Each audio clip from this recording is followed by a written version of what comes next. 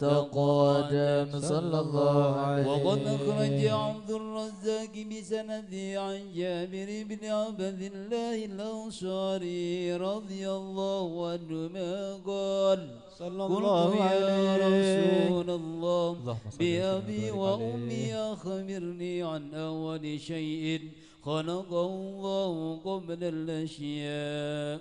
قال يا جابر إن الله خلق قبل الأشياء نور نبيك محمد صلى الله عليه وسلم من نور صلى الله عليه. وقد ورد من حديث أبي هريرة رضي الله عنه أنه قال صلى الله عليه صلى الله عليه وسلم كنت أول النبيين في الخلق وآخرهم في البعث صلى الله عليه. وقد تعددت الروايات بأنه أول الخلق وجودا وأشرفهم مولودا صلى الله عليه. كانت السعادة الأبدية لها ملاحظة خفية اختصت من شاءت من البرية بكمال الخصوصية صلى الله عليه. فاستودعت هذا النور المبين أصلاب وبطون من شرفته من العالمين صلى الله عليه. فتنقل هذا النور من صلب آدم ونوح وإبراهيم عليه السلام حتى أوصلت يد العلم القديم إلى من خصصه بالتكريم أبي الكريم عبد الله بن عبد المطلب ذي القدر العظيم. وأمي التي هي في المخاوف آمنة السيدة الكريمة آمنة صلى الله عليه. صلب عبد الله فألقاه إلى بطنها صلى الله عليه. فضمت وشهوى بمعونة الله محافظة على حق هذه الذرة وصونها صلى الله عليه. برعاية الله كما ورد عنها حملا خفيفا لا تجد له ثقلا صلى الله عليه. ولا تشكو من ولم ولا عنلا صلى الله عليه. بعد الشهر من حمله وقرب برزينا عالم الشهادة لتنبسط على أهل هذا العالم فيوضات فضله وتنتشر فيها دار مجده الصميم. اللهم صل وسلم أشرف الصلاة وتسليم على سيدنا ونبينا محمد الرؤوف الرحيم. اللهم صل وسلم وبارك عليه وعلى آله ومذ علقت به هذه الدرة المكنونة والجوهرة المصونة والكون كله يصبح ويمسي في سرور وابتهاج صلى الله عليه. بظهور إشراق هذا السراج والعيون متشوفة إلى بروز متشوفة إلى التقاط جواهر كنوز صلى الله عليه. قريش نطقت بفصيح العبارة معلنة بكمال البشارة وما من حامل حملت في ذلك العام إلا أتت في حملها بغلام من بركات وسعادة هذا الإمام صلى الله عليه. والسماوات متضمخة بيدر الفرح بملاقاة أشرف البرية صلى الله عليه. خاف إلى عالم الظهور بعد تنكله في البطون والثور صلى الله عليه. في الوجود باجد التكريم وبسط في العالم الكبير مائدة التشريف والتعظيم ببروز هذا البشر الكريم.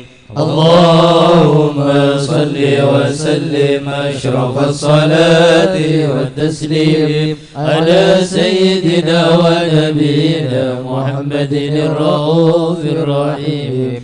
اللهم صل وسلم وبارك عليه وعلى آله فحين قرب أوان وضع هذا الحبيب اللهم صل عليه السماوات والأرض ومن فيهن بالترحيب صلى الله عليه على أهل الوجود تسيج وألسنة الملائكة بالتبشير للعالمين ندعي سبحان الله الحمد لله ولا إله إلا الله الله أكبر سبحان الله الحمد لله ولا إله إلا الله الله أكبر سبحان الله الحمد لله ولا إله إلا الله والله أكبر. كشفت كناع هذا المستور ليبرز نوره كاملا في عالم الظهور نورا فاق كل نور صلى الله عليه تم الله عليه النعمة صلى الله عليه يحضر عند وضعه أمة تأنيسا لجنابها المسعود ومشاركة لها في هذا السمات الممدودة صلى الله عليه والسيدة آسيا ومعهما من الهور العين من قسم الله لهم من الشرف بالقسمة الوافية صلى الله عليه الذي رتب الله على حضوره وجود هذا المولود صلى الله عليه من النور عن عمود وبرز الحامد المحمود مذعنا لله بالتعظيم والسجود صلى الله محمد صلى الله عليه وسلم صلى الله على محمد صلى الله عليه وسلم اللهم صل على محمد ومولانا محمد صل عليه. أشرق الكون ابتهاجا بوجود المصطفى أحمد ولأهل الكون أنس يا رسول الله وسرور قد تجدد يا نبي سلام عليك يا رسول سلام عليك يا حبيب سلام عليك يا رسول الله صلوات الله عليك.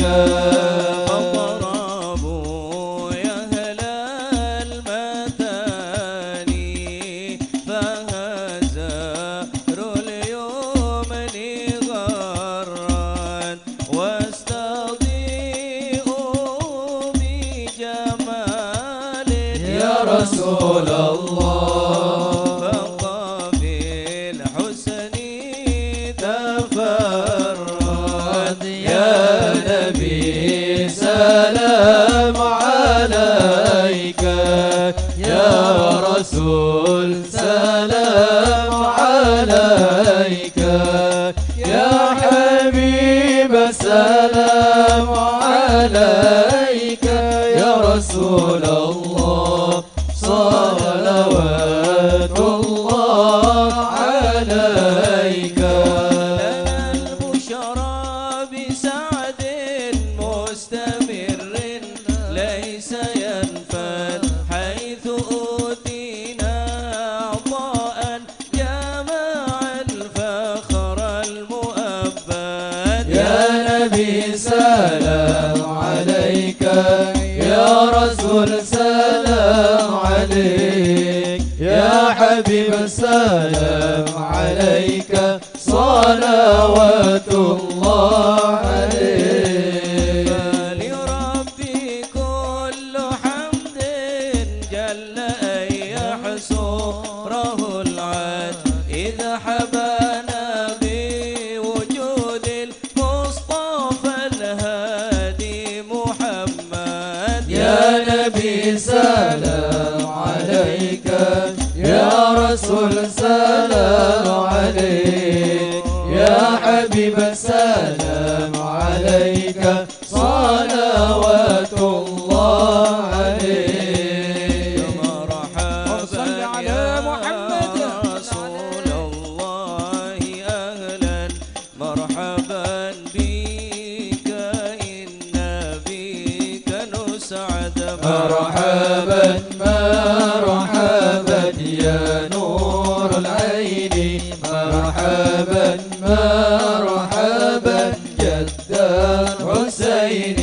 مرحبا وبجاهه يا إلهي مرحبا جود وبلغ كل مقصد مرحبا مرحبا يا نور العين مرحبا مرحبا جد الحسين اللهم صل على محمد نهجا سبيلي كي به نسعد ونرشد ربي بلغنا بجاهه في جوار خير مقعد يا نبي سلام عليك يا رسول سلام عليك يا حبيب سلام عليك صلوات الله عليك صلاة الله تغشى أشرف الرسل محمد صلوا عليه سلام مستمر كل حين يتجدد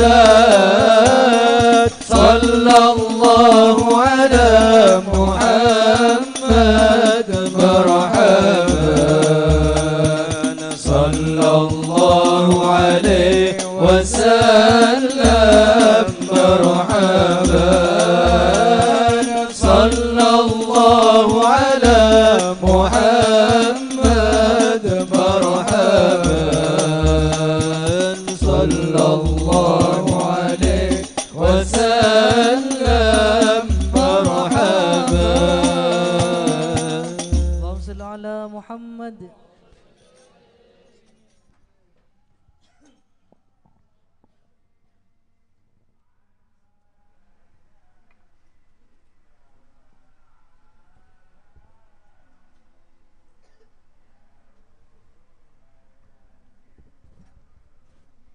بسم الله والحمد لله والصلاة والسلام على سيدي رسول الله محمد بن عبد الله وعلى آله وصحبه ومن والاه ولا حول ولا قوة إلا بالله.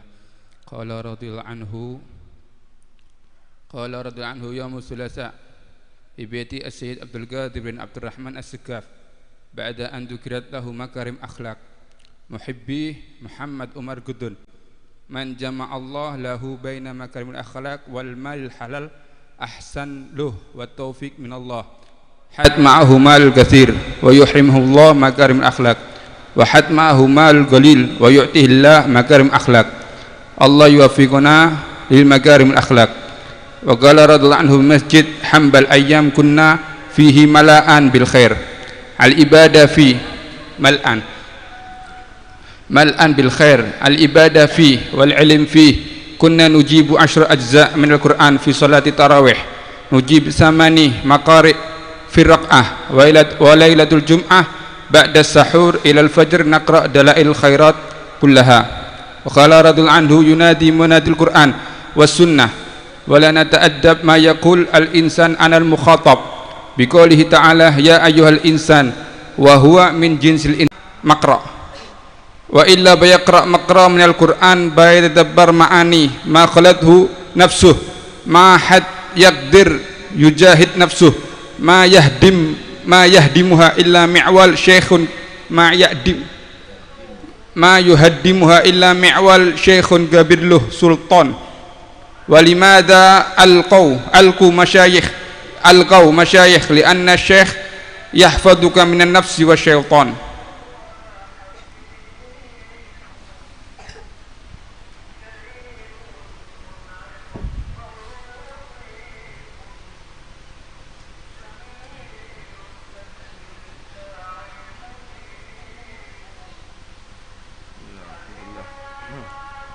Salatu wassalamu ala rasulillah Sayyidina Maulana Muhammad Abdullah wa ala alihi wa sahbihi wa man wala wa la hawla wa la quwwata illa billah.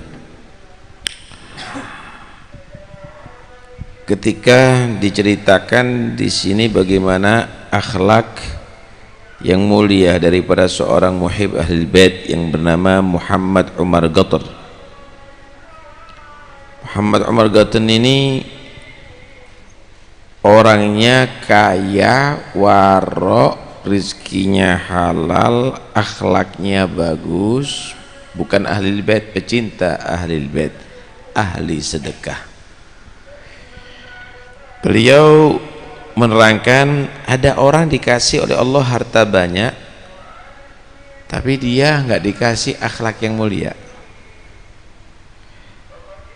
Ada orang dikasih harta sedikit tapi dikasih akhlak yang mulia, lebih bagus yang kedua tentunya. Tapi ada orang dikasih harta yang banyak, halal, soleh, dikasih akhlak yang mulia. Masya Allah, ini bukan hanya sekedar menghiasi dirinya tapi bisa membantu yang lainnya. Tapi ini semuanya karena mendapatkan taufik minallah. Taufik itu bukan nama taufik ya. Taufik itu khalqu qudratin ala fi'li ta'ah. Ada kemampuan untuk bisa melakukan perbuatan taat itu karena mendapatkan taufik dari Allah. Nih, Anda sekarang bisa hadir di majlis ini, tapi banyak di luar gak hadir majlis ini. Kenapa? Karena kamu mendapatkan taufik dari Allah. Ada kemampuan bisa melaksanakan taufik, perbuatan taat kepada Allah. Ada orang buta, tua, jalannya pakai tongkat, masih pergi ke masjid berjamaah. Yang matanya melek, yang kuat nongkrong di pos kampling main kartu, nggak sholat. Tahu nggak kenapa? Karena yang buta tadi mendapatkan taufik, yang itu tidak mendapatkan taufik. Taufik itu adalah kemampuan untuk bisa melakukan perbuatan taat. Karena itu kalau sudah ada ba'ith, ada mulai muncul dalam hati kita ini, jaga. Itu satu kenikmatan dari Allah. Kok senang maulid, kok senang pengajian, kok senang orang-orang soleh, kok senang ke masjid, kok senang dihadir majelis. Ini jaga, jangan sampai kendor. Perkuat. Nah, sehingga kamu bisa menikmati. Tapi kalau nggak ada itu, Masya Allah, itu berarti orang yang mahrum. Apa? Ada kebaikan tapi dia dijadikan orang yang jauh daripada kebaikan. Ibarat orang sesak nafas, lawang udaranya bebas tapi dia nggak bisa nafas. Ibarat air ibarat ikan di dalam air tapi dia justru nggak bisa nafas. Karena itu kalau ada masih semangat berbuat baik, jaga. Tandanya orang baik itu senang menghadiri kebaikan, senang berbuat baik, sendiri majelis yang baik, senang dengan kebaikan, senang dengan orang-orang, senang berbuat baik, dan senang juga kepada orang yang baik. Saya ulangi lagi ya. Tandanya orang baik itu senang menghadiri majelis yang baik, senang dengan kebaikan, senang dengan perbuatan baik, dan senang kepada orang-orang yang baik. Itu tanda orang yang baik. Tapi kalau sudah nggak tertarik berbuat baik, malah benci lagi dengan orang-orang yang baik, tidak mau hadir majelis baik, malah merasa dirinya tadi itu terganggu dengan majelis-majelis yang baik, maka itu tanda berarti orang itu tidak baik. Nah, beliau pernah berkata juga, di Siwon itu ada namanya Masjid Hambal. Kata beliau, waktu kami masih aktif di Masjid Hambal itu penuh kebaikan. Masya Allah, banyak orang berbuat baik ada di situ. Mal'an bil khair, ibadah makmur, ilmu makmur, malah kalau sudah malam Jum'ah kata beliau, kita dalam sholat taraweh, katanya sholat taraweh setiap malamnya 10 juz kata dia. Kita melakukan setiap malamnya 10 juz. Kita baca 8 maghrib pada setiap rakaat kali 20 rakaat. Malam Jum'ah setelah sahur kita baca Dalailul Khairat dari awal sampai akhir, khusus malam Jum'ah. Begitu ibadahnya orang dulu itu ya. Kenapa kok bisa banyak ya? Sama dengan sampean, orang-orang dulu itu kalau kelihatan sampean itu juga heran, kok nyetet rokok ya gitu ya. Nah, mereka nyetetnya netet ibadah, kecanduan ibadah lah. Kalau sampean kecanduan rokok, karena itu orang-orang dulu itu hebat-hebat. Dia tidak mau membiasakan dirinya itu menjadi pengikut hawa nafsu, tapi dirinya adalah pengikut Allah dan Rasulullah. Sehingga kalau sudah ibadah semangat tinggi, merasakan nikmat. Sampai di antara mereka itu kalau baca Quran itu saking nikmatnya, lebih nikmat daripada menjilat madu. Yang kemudian menjilat madu, kok sampai itu kalau ngerokok sampai merem-merem kadang-kadang itu ya. Masya Allah, luar biasa orang-orang dulu itu ya. Jangan kaget karena mereka sudah menjinakkan nafsunya. Mereka makan sekedar cukup, nggak perlu waktu banyak. Tapi kalau sudah baca Quran, nggak kuat sampai duduk sama mereka. Kalau sudah berzikir nggak kuat sampai bareng sama mereka. Kenapa? Karena sudah mendarah daging, ya, sudah mendarah daging, menjadi kecanduan. Kira-kira kalau sampean tadi itu pecandu rokok, buka langsung dari apa? Rokok. Tangi turu langsung dari apa? Rokok. Semuanya rokok. Kalau mereka lain lagi, kecanduan Quran. Bangun tidur baca Quran, sampai ketiduran karena baca Quran. Ada yang bersolawat, ada yang berzikir, ada itu kecanduan. Karena mereka merasakan nikmat radhiyallahu anhum ajma'in. Dikatakan juga oleh beliau, banyak orang ngajak ya untuk kembali kepada Al-Quran dan Sunnah. Banyak. Tapi ada juga yang baca Quran, yang baca Sunnah, tapi tidak beradab dalam ucapannya. Kalau baca Quran ini kadang-kadang nggak beradab. Contoh. Allah menyatakan, ya ayyuhal insan ma gharraka birabbikal karim. Banyak di dalam Quran, ya ayyuhal insan. Emangnya ente bukan manusia? Itu kan ngajak bicara sama ente, Tuhannya kamu itu.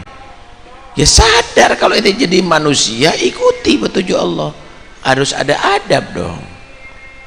Kalau ada ya ayyuhalladzina amanu, emangnya kamu bukan orang beriman? Disuruh apa itu orang beriman? Ada perintah di situ, ada larangan, ada di situ. Mana adabnya? Seakan-akan Quran ini hanya huruf-huruf yang dilafadzkan oleh lisan kita. Hurufnya aja bingung, hanya lagu-lagunya aja. Maka suara Quran itu bukan dari hati, nantinya tidak meresap dalam hati. Nih, hati ini ibarat wadah. Kalau wadahnya itu terbuka bisa diisi, tapi kalau wadahnya tertutup nggak bisa diisi ya. Orang baca Quran, orang sholat, hadir maulid ini, berzikir, ini harus dibuka hatinya biar meresap sholawatnya, biar meresap salamnya kepada Nabi. Mendengarkan ilmu masuk dalam hati, terjadi perubahan. Oh, kalau diceritakan Nabi tambah cinta. Oh, kalau dikasih ilmu halal dan haram, dia akan patah cari yang halal, menjauh dari yang haram. Kenapa? Yang menerima illa man al-qasam'a wa huwa syahid, ya. Wala yulaqaha illa dina sabara wala yulaqaha illa dhu haddin adzim. Memang enggak semua orang sih bernasib bagus. Enggak semua orang punya demikian. Tapi kalau hatinya tertutup, udah enggak bisa masuk. Majelis untuk Nabi ini, ya. Ini majelis untuk Rasulullah. Mudah-mudahan insyaallah ibadah kita diterima oleh Allah. Amin ya rabbal alamin. Sallallahu alaihi wasallam Muhammad alhamdulillah wa ala.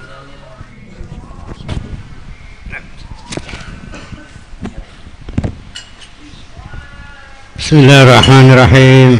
Alhamdulillah rabbil alamin hamdan yuwafi ni'mahu wa yukafi mazidah. Ya Rabbana lakal hamdu kama yanbaghi li jalali wajhika wa li 'azimi sultanik. Allahumma salli wa sallim ala sayyidina Muhammadin fil awwalin wa salli wa sallim ala sayyidina Muhammadin fil akhirin wa salli wa sallim ala sayyidina Muhammadin fi kulli waqtin wa hin wa salli wa sallim ala sayyidina Muhammad fil mala'il a'la ila yaumiddin wa salli wa sallim ala sayyidina Muhammadin wa ala alihi wa sahbihi ajma'in.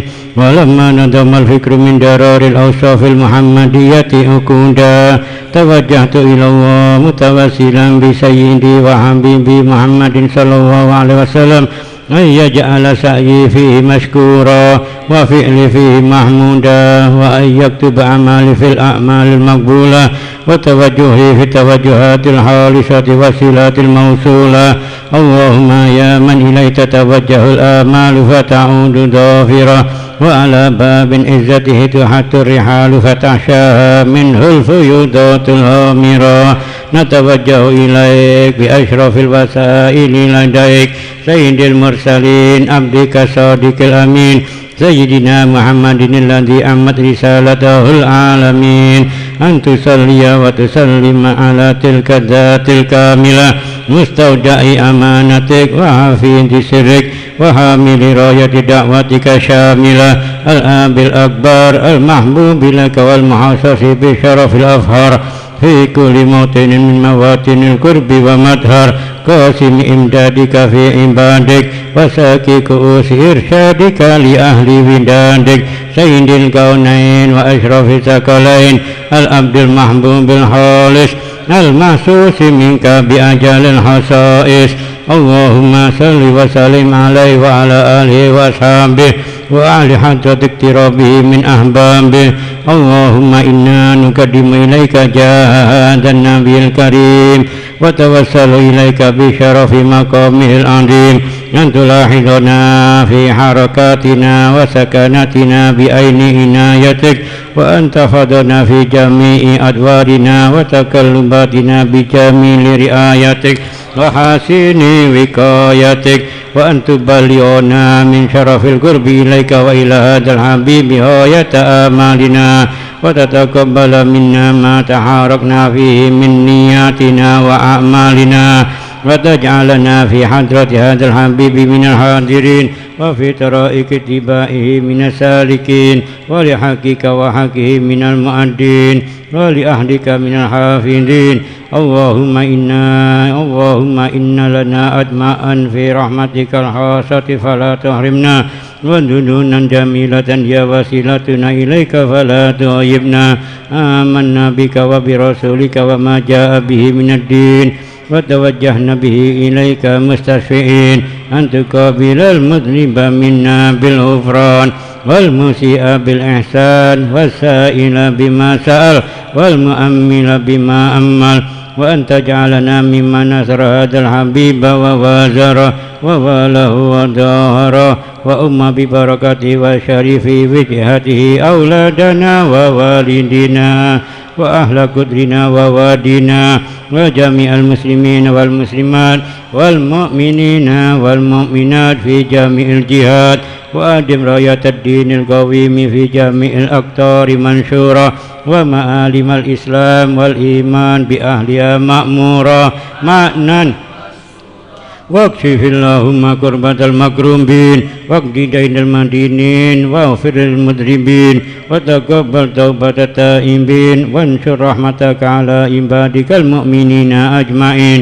واكفي شر المعتدين والظالمين وابسط العدل بولاة الحق في جميع النواحي والأقطار وأيدهم بتأييد من عندك والنصر على المعاندين من المنافقين والكفار وجعلنا يا ربي في الحسن الحسين من جميع البلايا وفي الحفظ المكين من الذنوب والخطايا وأدمنا في الأعمال بطاعتك وصدق في حكمتك قائمين وإذا توفيتنا فتوفنا مسلمين مؤمنين واختم لنا منك بخير أجمعين وصل وسلم على هذا الحبيب المحبوب للأجسام والأرواح والقلوب وعلى آله وصحبه ومن إليه منسوب وآخر دعوانا أن الحمد لله رب العالمين بفضلك سبحانك ربك رب العزة عما يصفون وسلام على المرسلين والحمد لله رب العالمين بسر الفاتحة.